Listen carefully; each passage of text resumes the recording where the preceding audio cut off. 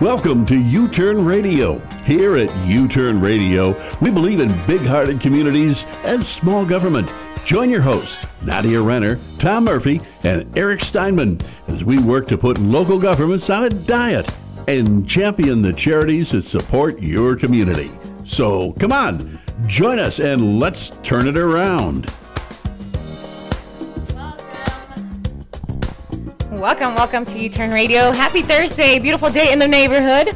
It's been raining today. We got clear skies, beautiful day. Eric is joining us via telephone. Eric, welcome. Yes, thank you. And Tom is right next to me. Yeah, hey, Tom. Yes, I am, and it's good to see the first breath of spring. Absolutely, I agree 100%. We have a great show today, very informative, this show is going to be really good. It kind of set off a little bit with some prior planning, but there's a CNN article this week that kind of plays into this pretty well. Helped it put all together.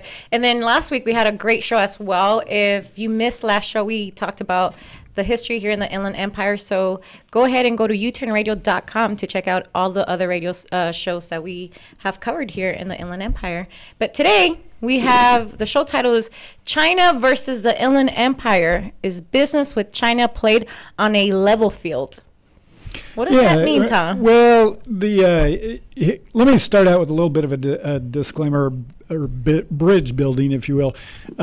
This is not a question of race. This is not a question on the Chinese race. This is the issue is the difference in how two separate governments approach the businesses that operate out of their countries, and the question on the table is it a level playing field? Is it more or less equal between businesses that are American businesses conducting business in America and businesses that are Chinese businesses that are conducting business in America or in China? Right. That makes sense?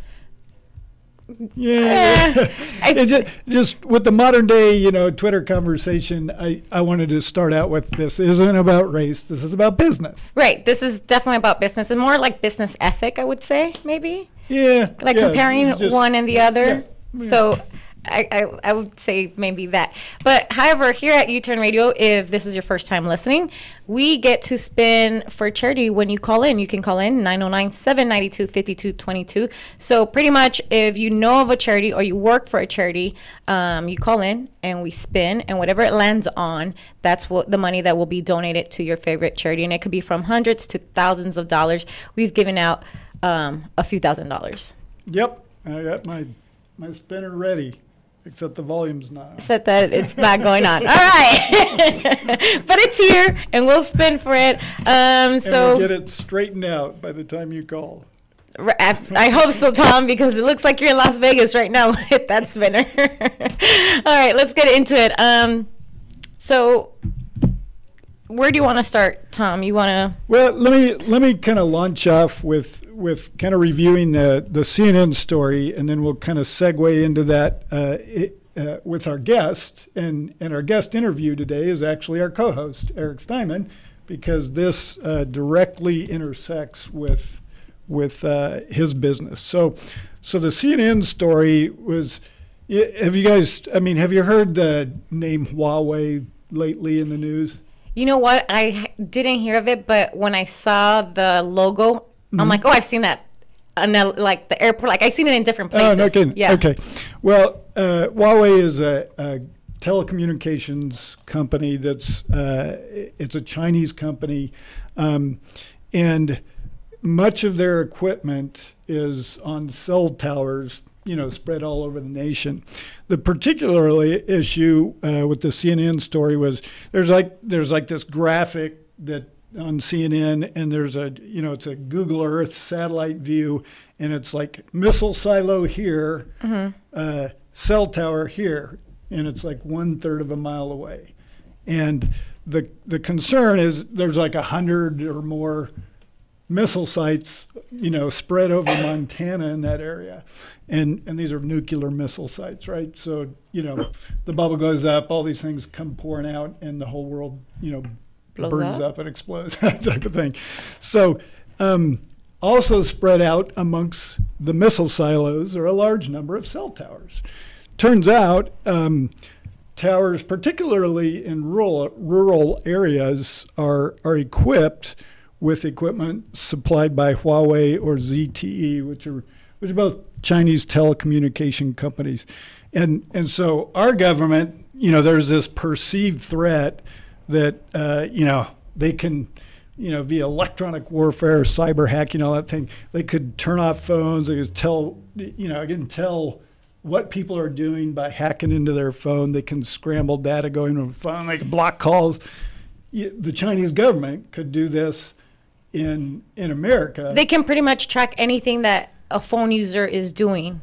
That's type of thing. That's the concern. Gotcha. Now I'm not tech savvy enough to know if the Chinese government is actually doing that via Huawei ZTE equipment, but that's the concern. So now we're gonna bring in our quote guest, our co-host Eric. Eric is, his day job is he's the development manager for NTCH, which is a telecommunications company, and he's built cell towers all over the nation. And he has installed some of this equipment. So we're going to get his perspective on, a couple of questions like, why'd you use Chinese equipment? What's the difference in terms of his support or lack of support from our government as compared to support or lack of support that the Chinese companies get from their government? Right. Before we go on to Eric, we'll go ahead and put that article on Twitter and our social media.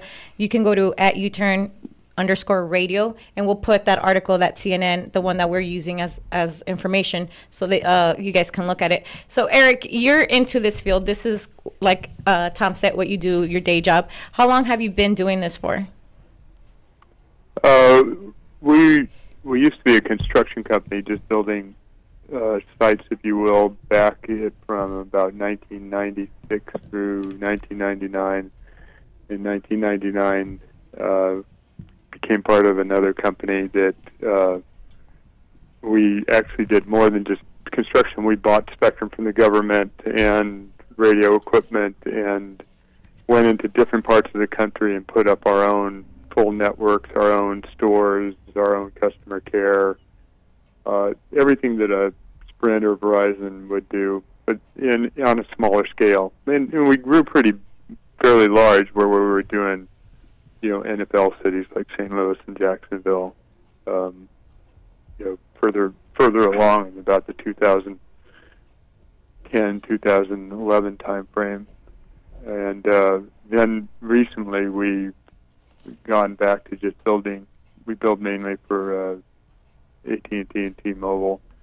After our government gave a lot of our customers free phones and service provided by this purported second richest guy in the world from Mexico, and that's a whole discussion for a different day. But we were, in fact, as far as the subject matter today, we probably got the right people and the right person to talk to, because I was the principal person on the equipment deal, where we were the first customer in the United States for both of the Chinese manufacturers of telecommunication gear, Huawei and ZTE, both of which companies have made the news recently for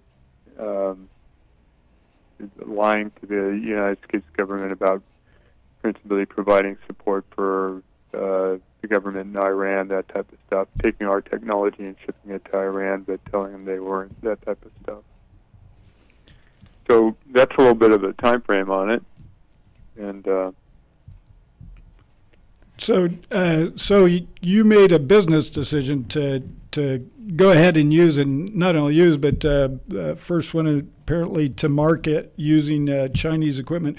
Why'd you make that choice? I'd like to say the choice was made for us. We started out in this using American-made Lucent technologies. That used to be that's the name they changed from Bell Labs, which was part of AT&T before they broke it up. Made in Basking Ridge, New Jersey, by Americans, and that was our technology of choice when we launched all our initial network. And we put it in. It was fine. The government, recurring theme here, ill thought out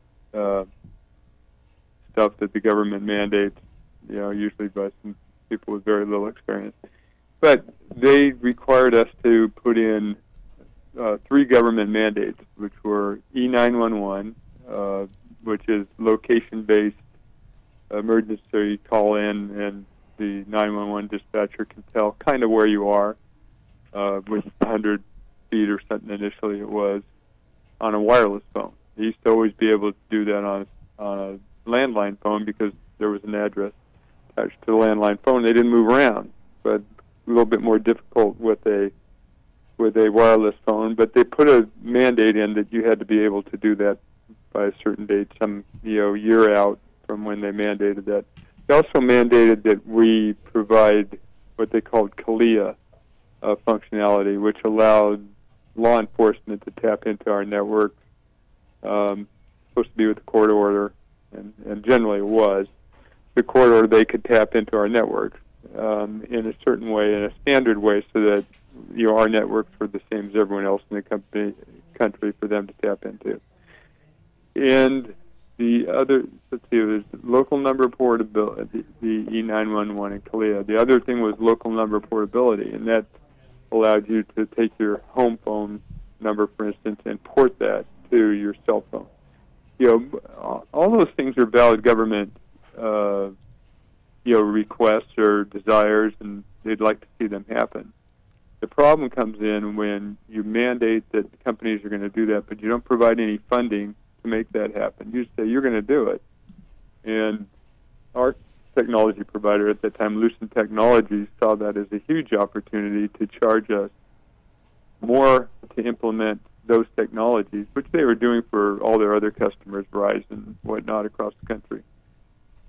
They're to charge us more just to implement those technologies by about 4 times than we paid for all the equipment in our network.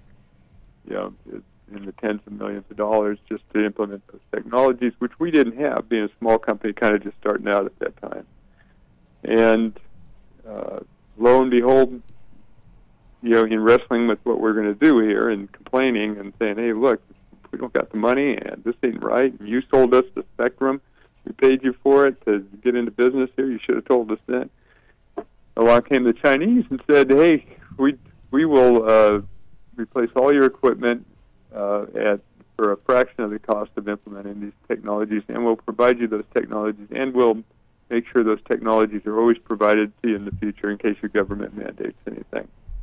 And they had pretty good equipment, and it was, with the cost of their equipment, we could expand our networks quite a bit faster, and we had no real choice in the matter. Didn't stop us from going to the government. In this case, we went to where our headquarters was at that time in Hermosa Beach, California. We went to the representative, Jane Harmon, for that area, who was in Congress and sat on the, I think, intelligence, if there is such a thing in government, intelligence subcommittee. And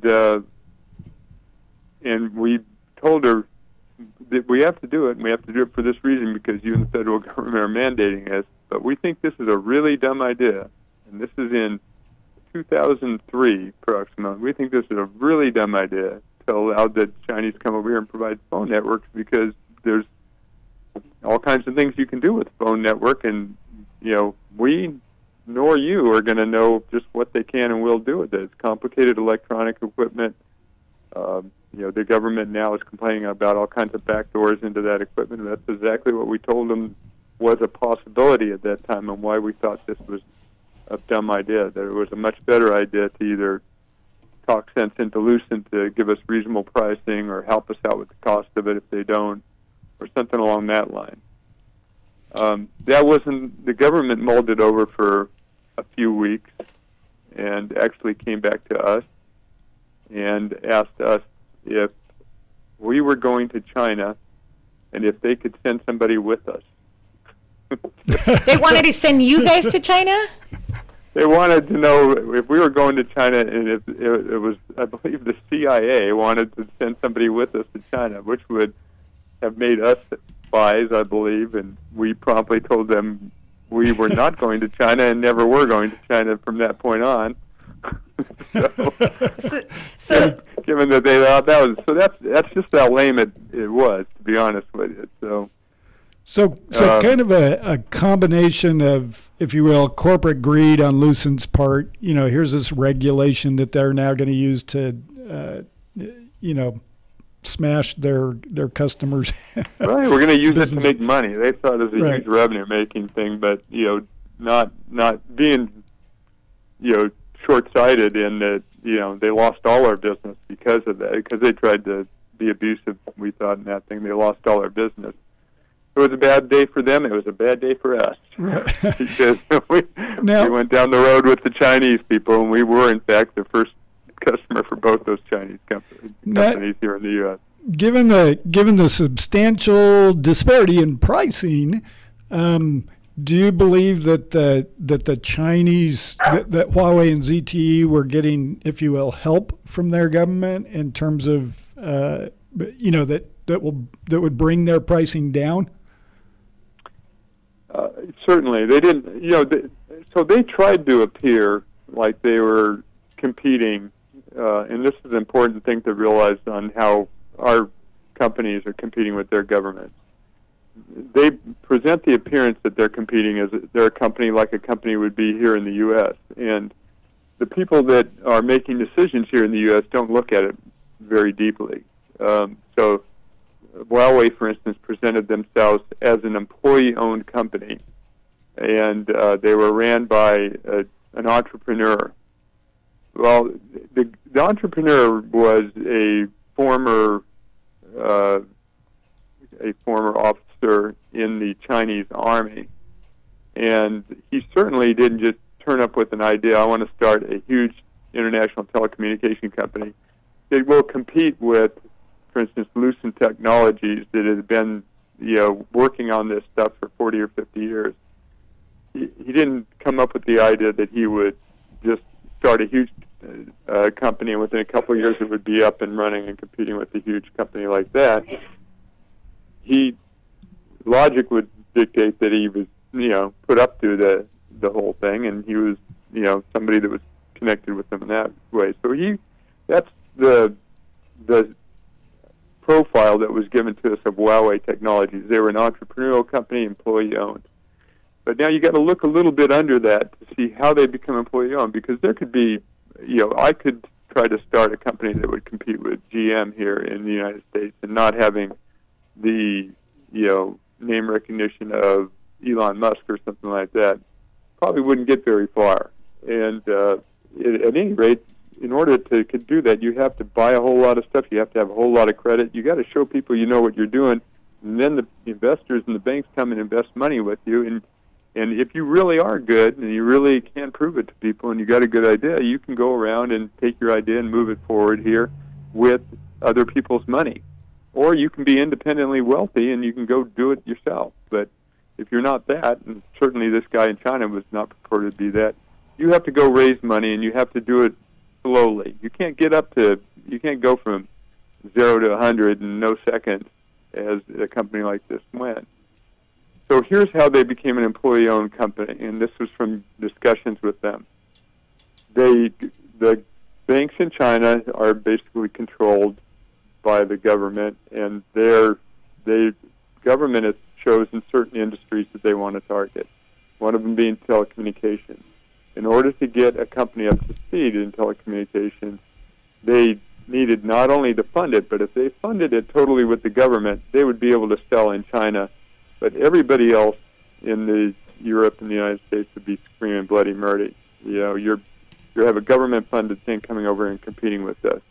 They wouldn't get very far, and people would see that, you know, this was government. There's the government control aspect plus unfair competition. So instead, they got a group of people that were going to work there, engineers, and said, we're going to give you the money to start this. So Ren Zhengfei, the Chinese military guy that started, he gets a group of people, and he provides them money to start the company. They turn around and put that money back.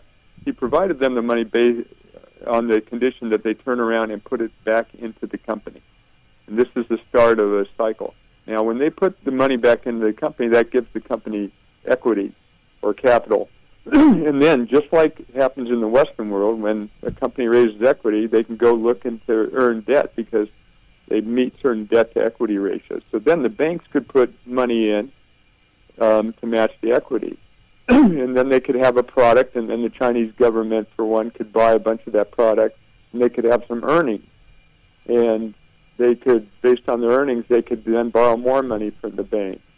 And then none of these earnings got paid out to their, quote, employee owners. They were all used to build up their capital base so they could borrow more.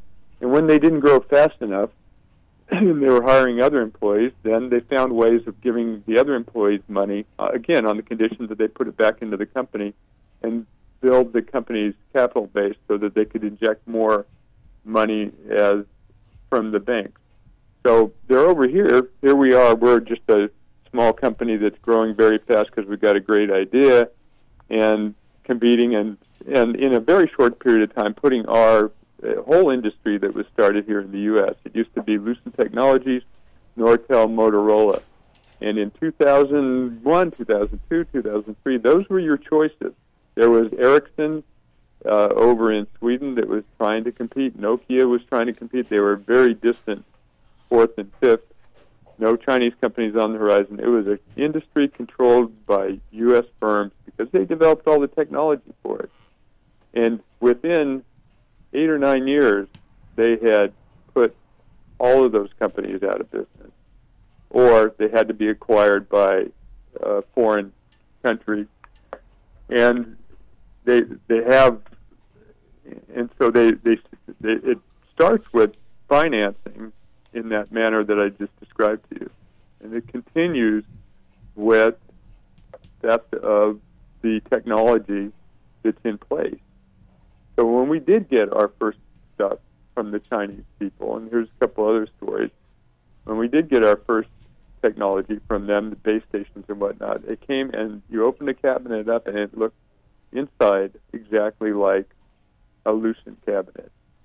And in other iterations of the technology, we would see something that looked just like a Nortel thing or this. And at the same time, there was these stories about Huawei personnel going to trade shows over here and running around, staying until after the trade show's done and running around with a camera and taking pictures of everything and whatnot. And certainly the stuff, it looked like that was going on, but we wouldn't repeat that here and confirm that if we hadn't come across the situation ourselves where we put our first network in down in El Centro, California with Huawei, and they would have their people working in the switch room, and we got along with them great, and the people that were coming over seemed to be fine people, but out in back of our switch room, we had a tower that we had built, and we had a lot of other carriers like Verizon, a company called Alamosa PCS was on there, and that had different technology. We were deploying Lucent, some of them were deploying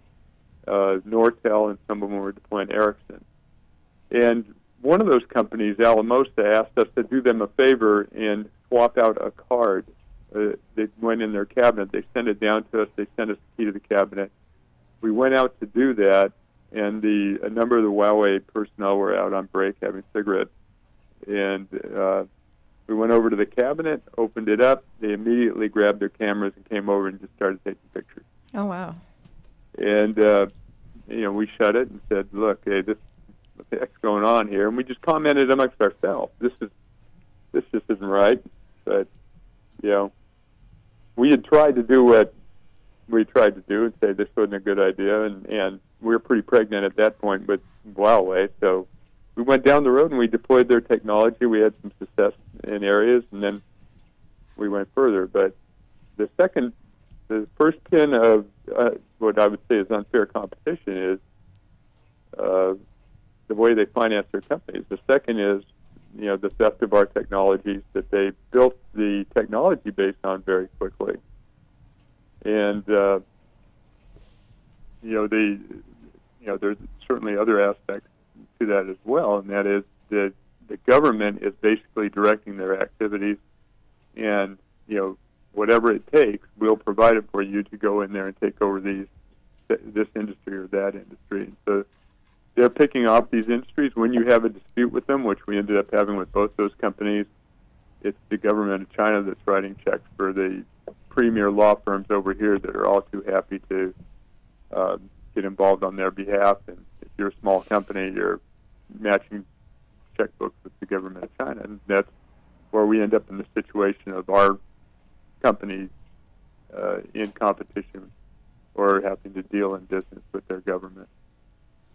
Eric, we're going to cut into a commercial break, but before we go to the commercial break, I want to ask you, just so we can clarify when we come back from commercial break, the timeline. When you said you started it first started as a construction company, yours, from 96 to 99, and that's when you guys started building towers. And then I want to know when we went in 1999 up to our first network we launched, and we thought we could do that because we worked for these other companies and we kind of saw what was going on, but we didn't really know until we went and bought spectrum from the government. We made arrangements to buy some equipment and go do it ourselves. So it was purely an entrepreneurial thing. And we went up to Grand Junction, Colorado, where at that time there was 3 communication sites, cell towers, if you will. And within 6 months, we put in 41 sites, and but as was always our Achilles heel, we couldn't get the nicest phones. But for all the working people in Grand Junction, they all came to our service, and we provided the first unlimited plan where you didn't have. Back then, you had to pay by the minute. You had a basket of minutes maybe with somebody. So we provided $89 unlimited service at that time when. The equivalent, we had some people using our service a lot because it was unlimited, and we tried to put them on billboards and say, this person paid us $89. If they were on AT&T, they would have spent $3,500. If they were on, that's the amount of savings that we were creating for people at that time, in that time frame. And then we went on to other areas like Jackson, Tennessee, and we did the same thing, built networks there, and we launched that thing at $29 unlimited, and we kept it $29 unlimited until 2014 when we had to shut it down. So, over that time, it started out with just voice services, but we had to add text, we had to add picture mail, we had data.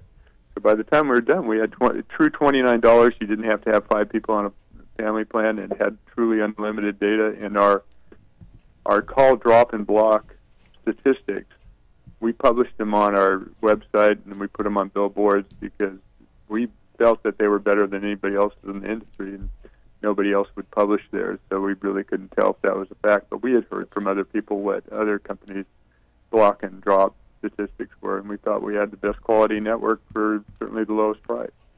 Okay, so then this was between 99 and 2003, right? Right before. Well, from 99 to 2000, from 99 to 2003, we were operating with Lucent equipment. From 2003 forward, we operated with some Lucent equipment, but that's when we had Huawei equipment. In 2006, I think we did our first network with ZTE.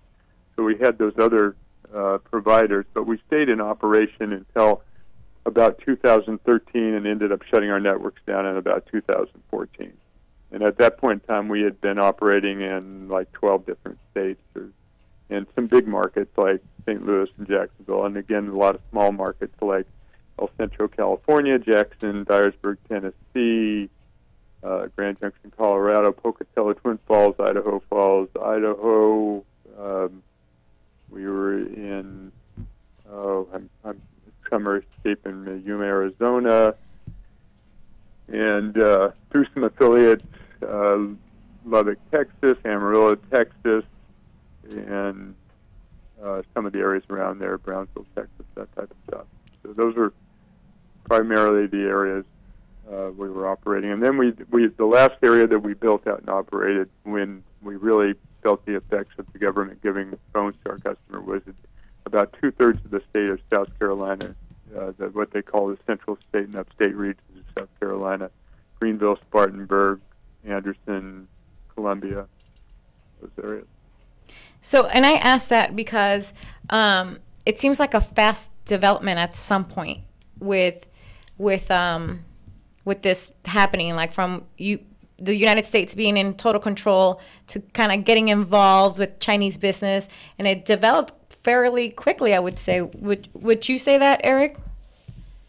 Well, we were known for that, and that's why the companies, the existing companies who were our competitors, still have us building networks for them.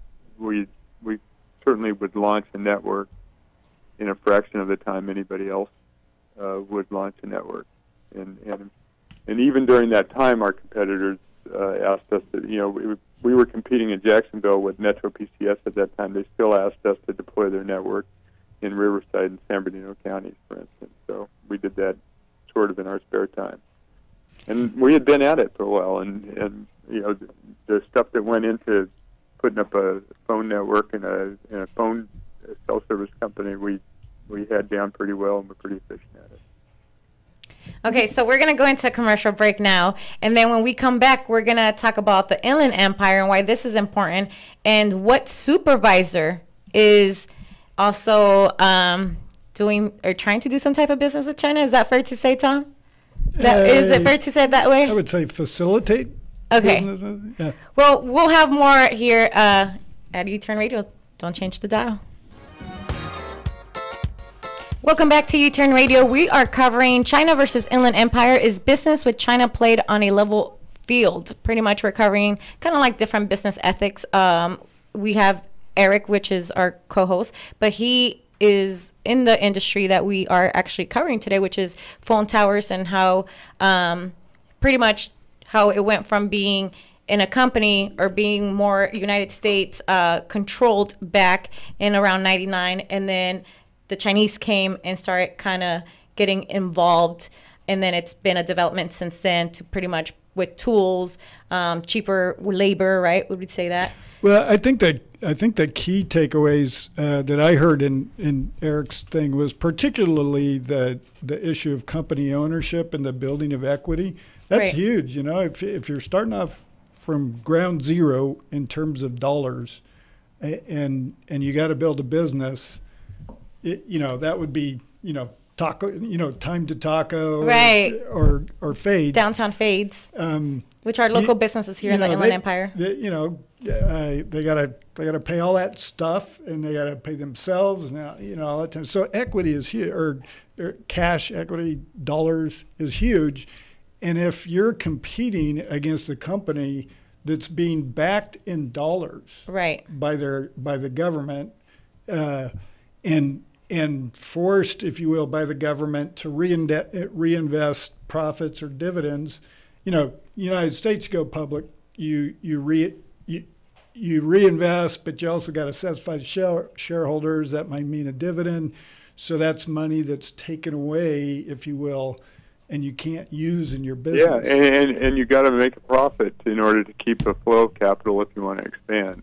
And over there, they would generate their profits by doing transactions with the government of China to build phone networks in China at whatever rate, at whatever amount would allow it to show profits on their books. So they kept going and saying, we expanded this much. And there's, in the U.S., companies will say, we project that we're going to increase our sales 5 or 10% this year. And in China, these companies would say, we're going to, and they would, and it would be exactly what it was, because they would just, that's how many orders they would get from the government of China, just to show that. So they made it all look like it was, organic growth, but it was just the government of China behind them. Now, ZTE was more direct. They didn't claim to be an employee-owned company. They said they were a publicly traded company, and they had some of their stock on a public exchange. but and I can't say the majority because they would never say, and in fact the federal government has asked them, and they won't tell the federal government how much. They will say that they are in part owned by an agency of the government of China directly, and they won't say how much. But I suspect that a lot, and from our experience, more than 50%. Someone over there is definitely calling the shots without a doubt.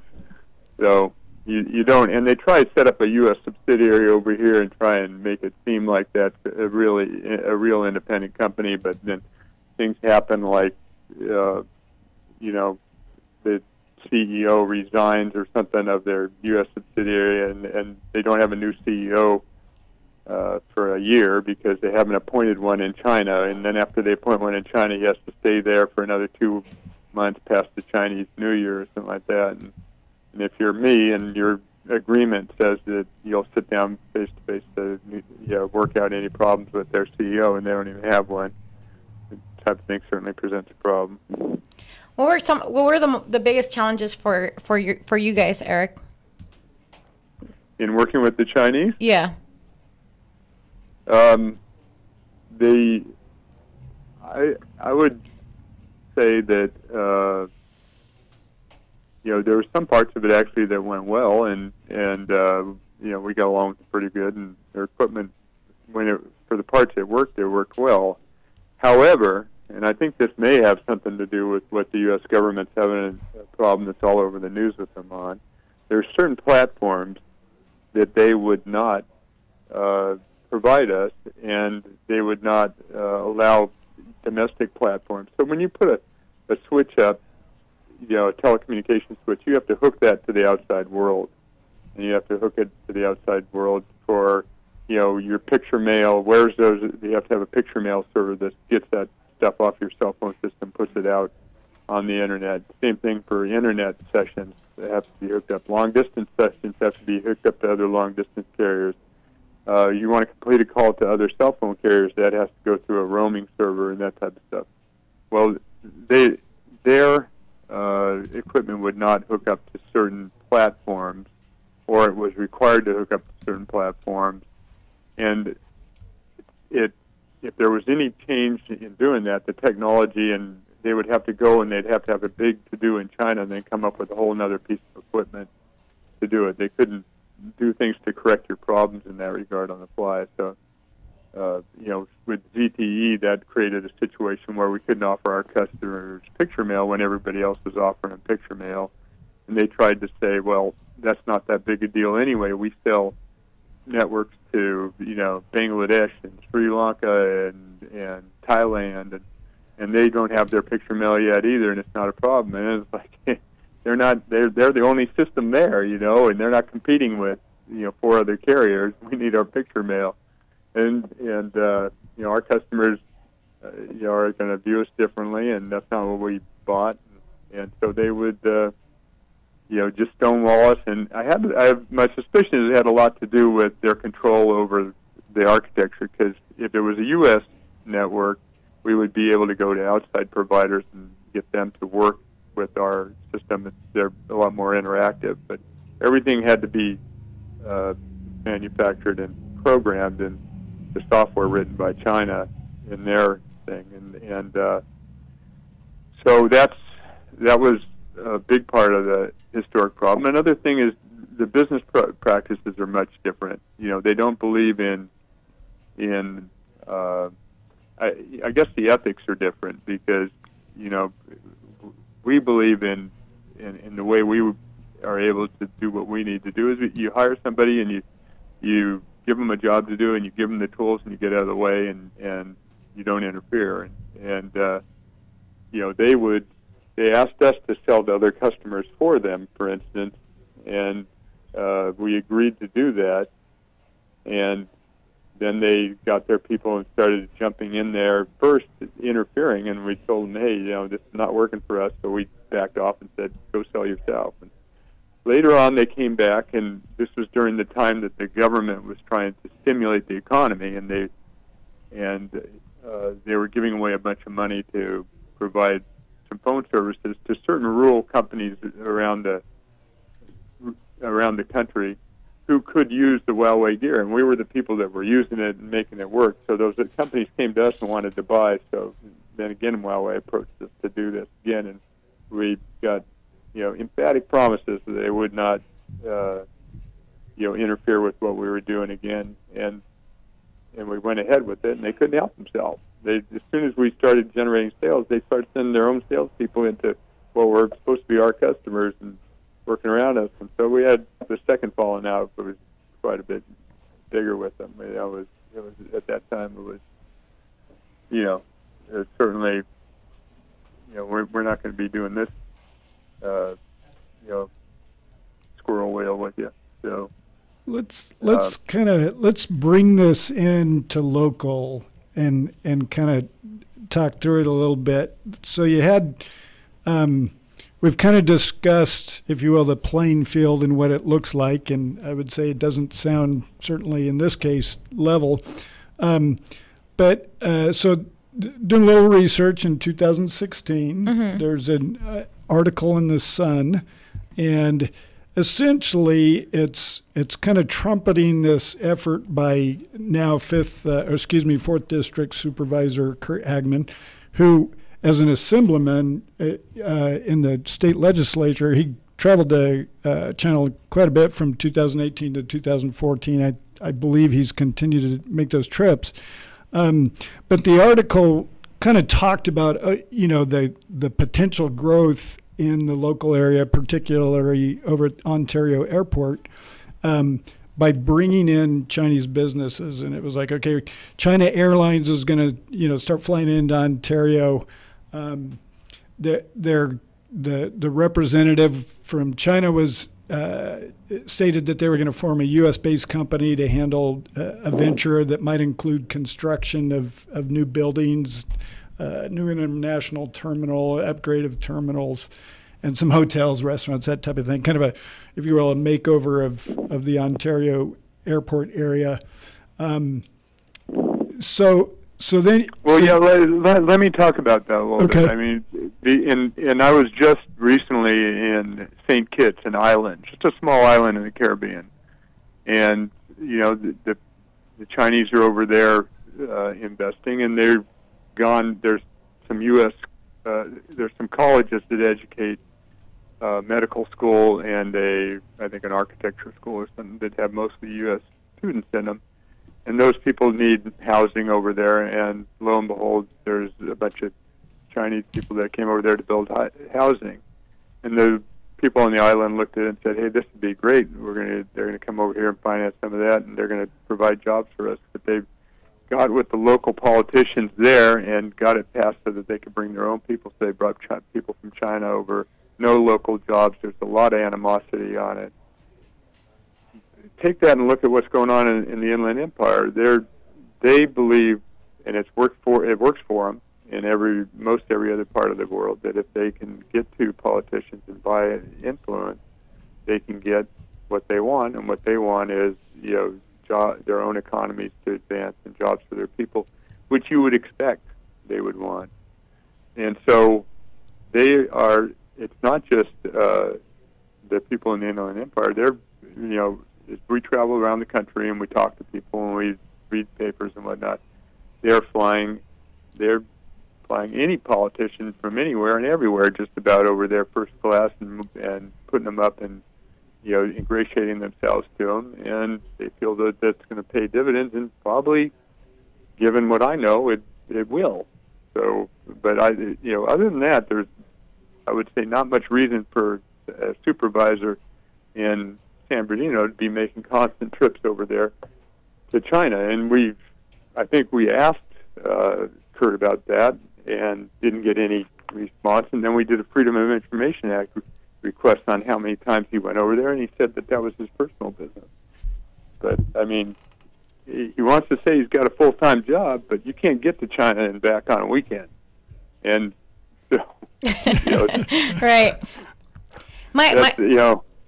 That's the problem. So, what happens is, just like other people, it's an influence type of thing that's going on here, and it's not good. The decisions for San Bernardino County are not necessarily being made in the best interest of San Bernardino County. Now, Kurt Hagman may think this is the wave of the future, but from my experience, it's not a productive thing for us to do more business in the current environment with China. And we need to basically go back to building our own stuff and doing our own things. And, what's going on right now is we're essentially trading, cheap tools and mini bikes for farmland.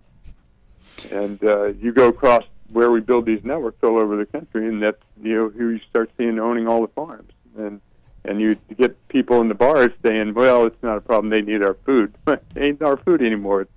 They own the farms. So, that's the problem that I see out of that whole approach of ingratiating yourself to China that we have here locally.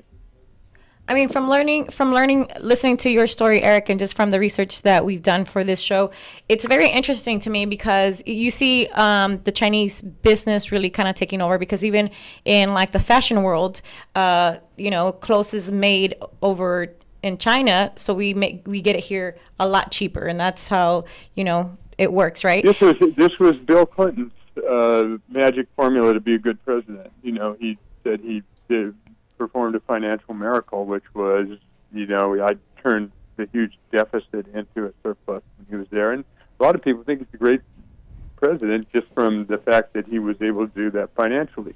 But he did it by letting China into the World Trade Organization at that time and opening the doors to this, which, because the goods coming from China are so cheap, that makes the inflation go way, way down.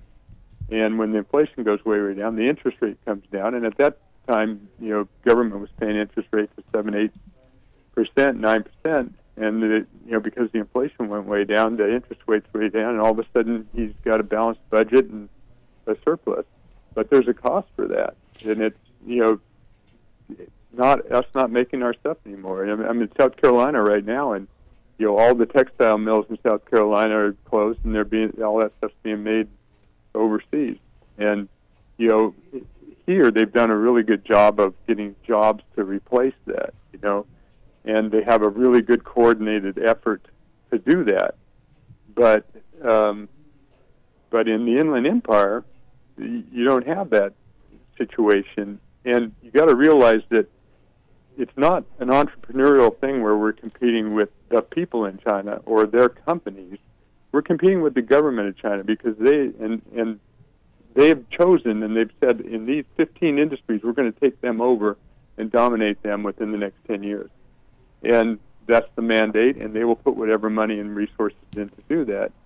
And so they're getting financed, they're getting supported, and they're being directed, this is what you're going to do.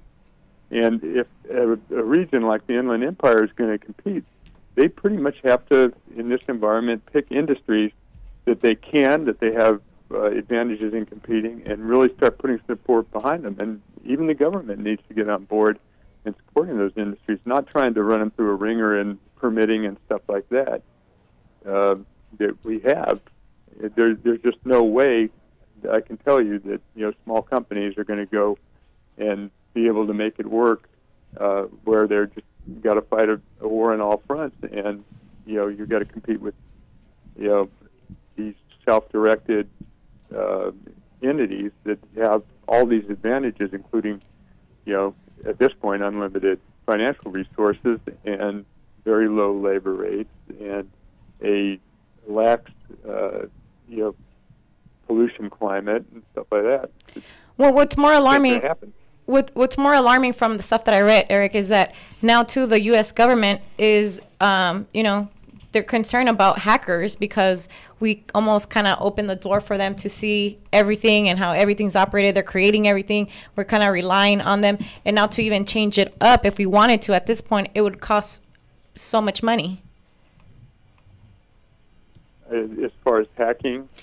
Like the towers, like with the phone towers. There's some other articles I was reading how they're concerned about pretty much Chinese business or in the robot industry hacking into those technologies that we're developing here. So it's just, I think, like beyond like the phone towers. I'll give you one story on that kind of in closing, and that is there was these two companies ZTE and Huawei from China, and they acted like they were in competition with each other. So I would, if we were deploying the different networks, I thought, well, if I'm doing business with these Chinese, it'd be better if I have two of them, and that way, I have a different place to go. And so I deployed some ZTE networks, and I deployed some Huawei networks. And then as new markets would come up, I would make decisions on whose equipment I would use, and they would have people that were charged with trying to sell me their equipment at these companies. And this happened, I don't know how many times, where I came close to signing a deal, and I basically, you're going back and forth on emails with drafts, and you say, okay, well, if you do this, that'll be okay. And when I would say, okay, well, that's okay, if you'd make these changes, I think I can sign this tomorrow, on at least 6 or 7 occasions that I can recall, the other company's representative would show up at my house or wherever I was across the country working. What? They would show up and say, hey, we've got to sell you this. And it just wasn't coincidence after a while. It's like, okay, they're reading my emails. Oh, wow. Yes. And Eric is a hard man to track. So that says a lot. Right? Every time. And it was just so, I probably could have had some fun with it. But, I certainly think that, these stories about, their tracking of information probably have some substance to them, just on my own experience. Right, so that pretty much is going to wrap it up for us here at U-Turn Radio. Interesting show. I really want to know what Mr. Hagman has involved, or what he's trying to do with China. But we didn't get an interview with him because that doesn't happen here. But we'll have more U-Turn next Thursday at 3 o'clock. See you next week.